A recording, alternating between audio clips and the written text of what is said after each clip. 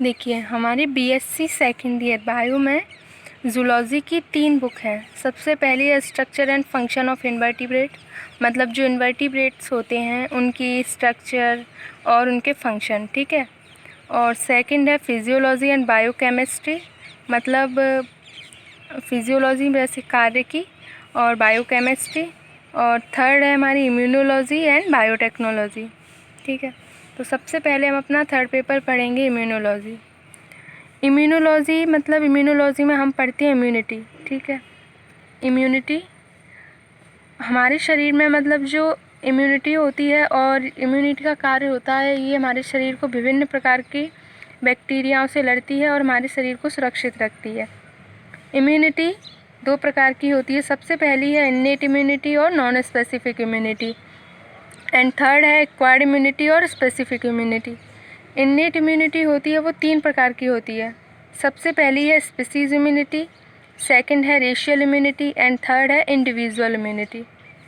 इसी प्रकार जो एक्वायर्ड इम्यूनिटी होती है यानी जो स्पेसिफिक इम्यूनिटी होती है वो भी 2 टाइप्स की होती है। सबसे पहली है हमारी पैसिव इम्यूनिटी एंड सेकंड है एक्टिव इम्यूनिटी, ठीक है। पैसिव इम्यूनिटी होती है ये नेचुरल एक्वायर्ड पैसिव इम्यूनिटी और सेकंड है आर्टिफिशियल एक्वायर्ड पैसिव इम्यूनिटी, मतलब ये 2 प्रकार की होती है। सबसे पहली natural acquired passive immunity and second है आर्टिफिशियल एक्वायर्ड पैसिव इम्यूनिटी। इसी प्रकार जो एक्टिव इम्यूनिटी होती है वो भी 2 प्रकार की होती है। सबसे पहला natural acquired active immunity and second है आर्टिफिशियल एक्वायर्ड एक्टिव इम्यूनिटी। सबसे पहले हम पढ़ेंगे मतलब कि जो इम्यूनिटी है वो मनुष्य एवं अन्य जंतुओं के शरीर द्वारा, मतलब मनुष्य और अन्य जंतुओं के शरीर में एक सिस्टम होता है, मतलब सभी प्रकार के तंत्र होते हैं हमारे, जैसे रेस्पिरेटरी सिस्टम और एलिमेंट्री सिस्टम वगैरह और डाइजेस्टिव सिस्टम, ठीक है। और इन सब का अलग अलग कार्य होता है। इसी प्रकार हमारे शरीर में एक और सिस्टम होता है जिसे हम कहते हैं इम्यून सिस्टम। इम्यून सिस्टम का क्या कार्य होता है, ये कार्य मतलब इसका कार्य होता है कि ये हमारे शरीर में आने वाले विभिन्न प्रकार के रोगाणु और उनके जो उत्पाद हैं उनके प्रति प्रतिरोधकता वर्जित करने की क्षमता को हम क्या कहते हैं, इम्यूनिटी कहते हैं।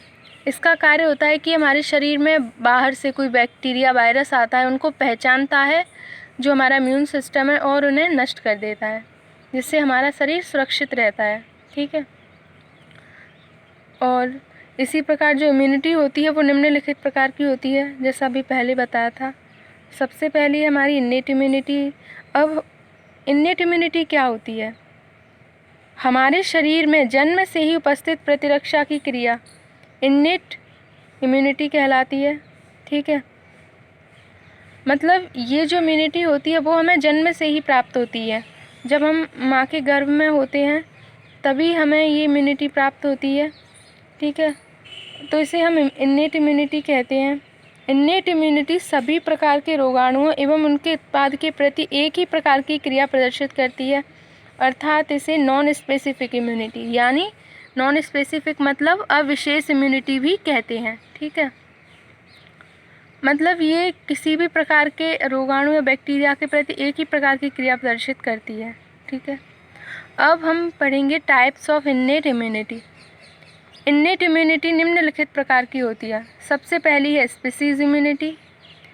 जब किसी एक रोगाणु एवं उनके उत्पाद के प्रति एक ही प्रकार के सदस्य, एक ही जाति के सदस्य प्रतिरोधकता प्रदर्शित करते हैं, परंतु किसी दूसरी जाति के सदस्य उससे संक्रमित होते हैं यानी संवेदित होते हैं, तो इस प्रकार की इम्यूनिटी को स्पीसीज इम्यूनिटी कहते हैं। मतलब जैसे कि मतलब कोई एक बैक्टीरिया है, उसके जब उसका जो प्रोडक्ट है, जो बैक्टीरिया हमारे शरीर में आ रहा है, तो वो अपना जो प्रोडक्ट है उसका, तो उसके प्रति एक ही जाति के सदस्य तो प्रतिरोधकता प्रदर्शित करते हैं। एक ही जाति के 2 सदस्य होंगे जिसमें एक सदस्य तो प्रतिरोधकता प्रदर्शित करेंगे, परंतु जो दूसरे सदस्य हैं वो उससे क्या हो जाते हैं, इन्फेक्टेड यानी संवेदित हो जाते हैं, ठीक है।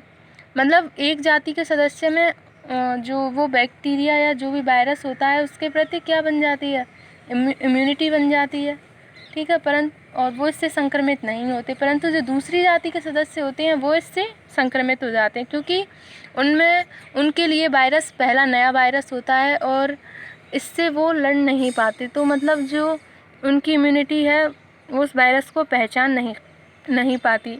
जैसा मेमोरी सेल हैं जो मतलब वायरस या बैक्टीरिया को पहचानने में हेल्प करती हैं, और या जो मतलब वायरस को याद रखती हैं।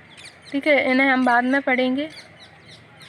तो मतलब जैसे अब देखते हैं यहाँ पे, जैसे मनुष्य बैसिलस एंथ्रेसिस से संवेदित होते हैं, परंतु चिकन में इससे प्रतिरोधकता पाई जाती है। मतलब जो मनुष्य हैं वो बैसिलस एंथ्रेसिस से तो संवेदित हो जाते हैं, परंतु जो चिकन होते हैं वो इससे संवेदित नहीं होते।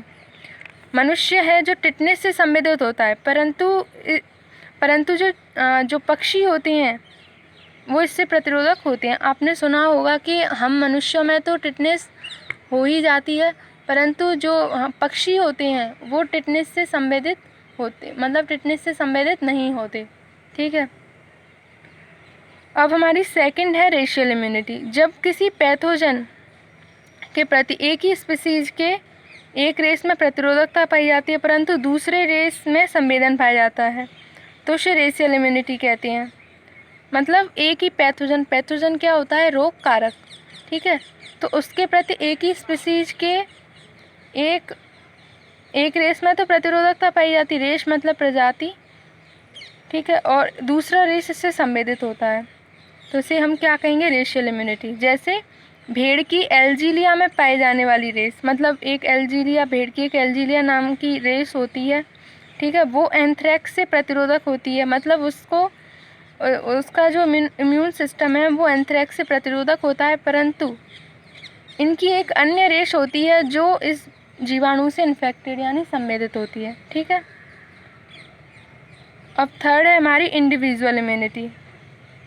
इंडिविजुअल इम्यूनिटी वो होती है जब एक ही जाति के विभिन्न सदस्यों में एक ही रोगाणु में विभिन्नता पाई जाती है, मतलब एक ही रोगाणु के प्रति प्रतिरोधकता में विभिन्नता पाई जाती है, तो उसे हम इंडिविजुअल इम्यूनिटी कहते हैं। ठीक है, जैसे सिकल सेल एनीमिया से बहुत से रोगियों में प्लाज्मोडियम फॉल्सीफेरम के प्रति प्रतिरोधकता पाई जाती है। मतलब किसी मनुष्य को सिकल सेल एनीमिया हो जाता है तो वो जो प्लाज्मोडियम फॉल्सीफेरम, ठीक है, तो वो उसमें उसके प्रति प्रतिरोधकता पाई जाती है, परंतु जो नॉर्मल मनुष्य होते हैं जिनमें सिकल सेल एनीमिया नहीं होते वो प्लाज्मोडियम फॉल्सीफेरम से संवेदित हो जाते हैं। ठीक है, तो ये होती है, इसे हम पूरी जो इम्यूनिटी कहेंगे उसे हम इन्नेट इम्यूनिटी कहेंगे। ठीक है।